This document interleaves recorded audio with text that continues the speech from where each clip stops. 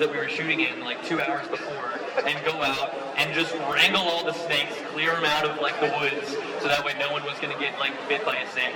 That's a pretty cool job. Yeah, right? Yeah. Wow.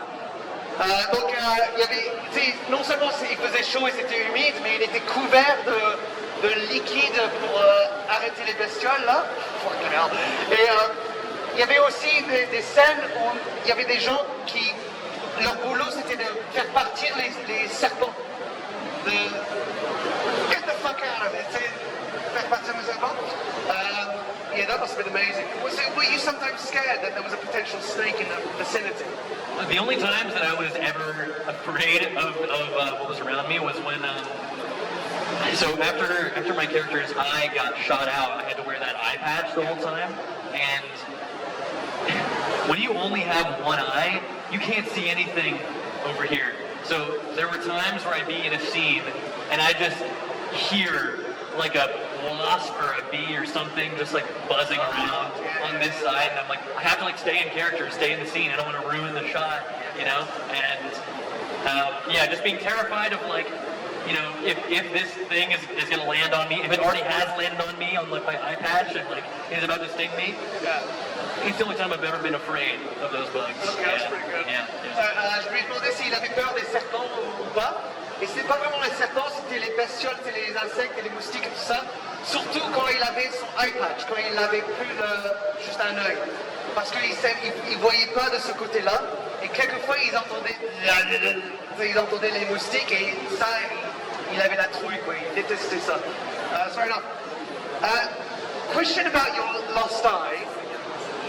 In story, generally, when an eye is lost, it's for a gaining of wisdom.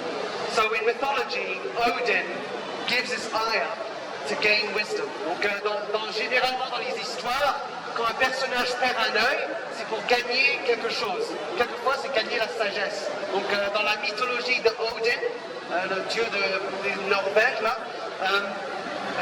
le papa de Thor, dans la mythologie, il perd un œil pour gagner la sagesse. For your character, you lost an eye. What did you gain? An eye patch. No, he actually, I think there was a really transformative, you know, experience for him. Like, I don't think it was just because he had gotten shot and gotten that close to death, but, you know, it's an interesting character that he becomes after that happens, where he's just like more mature and wiser, and at the end of the day, you know, when he ends up dying, that's like his dying wish to his dad is that like, hey, look, we can't just, what's the plan? Are we all just gonna kill each other?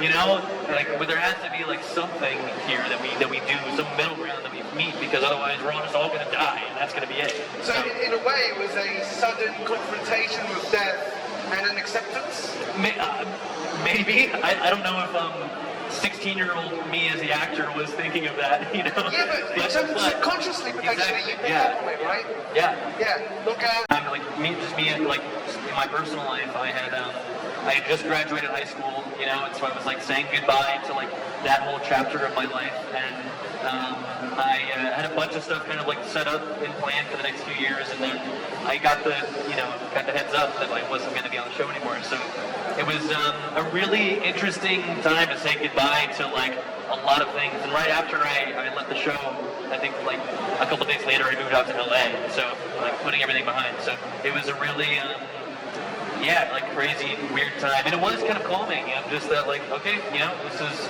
the end of that chapter. On to the next. You were probably ready to move to LA.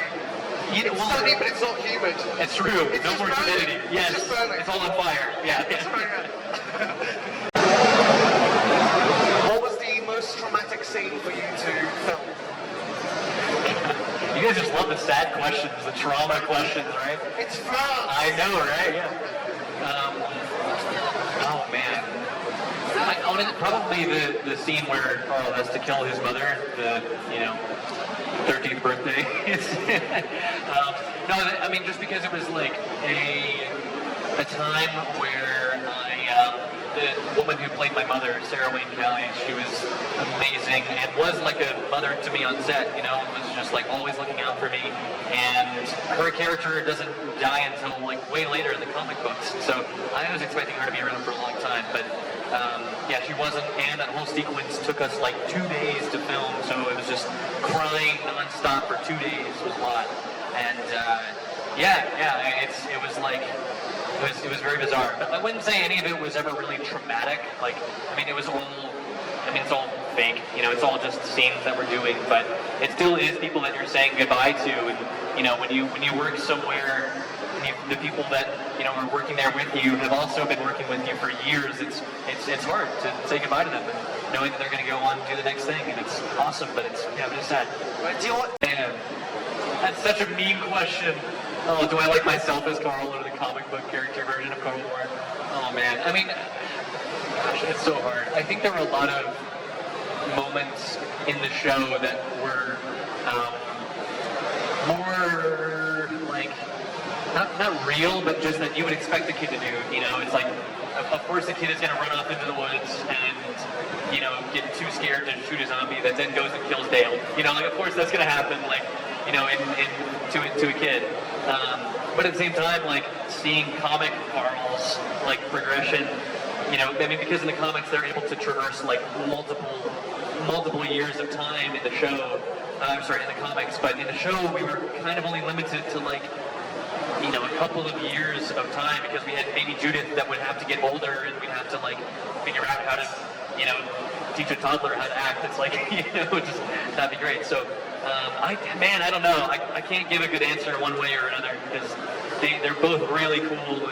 Comic Carl really does, like, hold a special place in my heart. It's just like, man, when I found out that I had booked the show, I think I was like 10 years old. I had an iPod Touch, and I changed like my wallpaper and like all the stuff to like Comic Carl because I was like, this is so cool to be a comic book character.